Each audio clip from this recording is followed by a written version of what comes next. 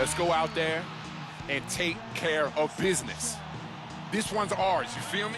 It's time to play. Let's go. And he's doing everything he can to get his team keyed up and amped for the game. It's a road game for the Bobcats, and they're facing an interconference matchup in today's game. Well, before you look ahead to your busy week, sit down, relax, pull up a chair as we bring you another NBA broadcast. And thanks for sharing part of your weekend with us. Now a chance to check out tonight's starting lineups. And one of the players we'll be seeing in this one, Kobe Bryant. Seems to me that anytime the game is on the line, I mean, he's perfectly willing to be the hero, or the GOAT for that matter. And that's what it takes to be clutch in big situations. You can't be afraid to fail. And Steve, very few players have his finishing ability. We see him get a lot of and ones because even if he draws hard contact, he is able to play through that and typically score. This homestand ends here for the Timberwolves as they get ready to hit the road. It's an opportunity for them to play in a heated matchup like this, to play your best basketball. These are the games, guys, that show how well you match up against the other great teams in the league. You know, I think for the Timberwolves, it has not been the kind of season they had mapped out for themselves.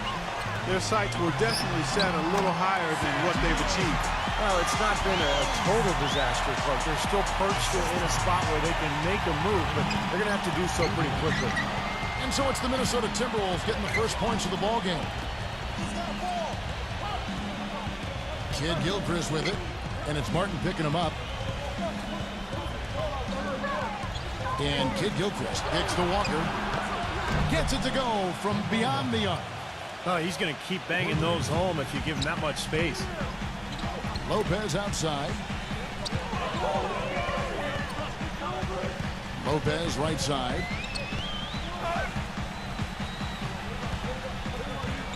Kobe with the steal. Oh, and here we go. Kobe's got another fast break chance. Lopez with the block. Rubio outside. It's rebounded by Kid Gilchrist. Minnesota comes into this one following a loss to Houston. I didn't like the defensive game plan they had going into that one. It just seemed out of whack. The matchups were wrong, and they didn't bring the energy necessary either. You know, it was befuddling to me why they stuck with that, Steve. I mean, they dug themselves a hole, and then they didn't make the changes they should have to get out of it. Didn't make any good adjustments there. 6 to shoot, and it's Martin penetrating, and that is good. Late reaction from the defense, and he's almost going to make good on that. So it's the Bobcats now. They trail by 1. This game coming after a loss against the Pistons. And it wasn't just bad shooting. They weren't getting good looks. The offense wasn't clicking. No ball movement. Very stagnant performance. Yeah, I agree. The reason for that, I think, was their movement away from the ball. Not very crisp. And Zeller backs down. A jump hook, and that one's good. Just over 2.5 minutes played here so far in the first quarter. And Rubio kicks to Lopez. Lopez left side.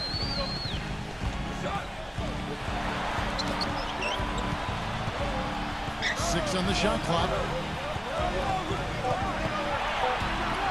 Lopez left side. And that one's on target from the wing. Lopez has got his second basket of the night.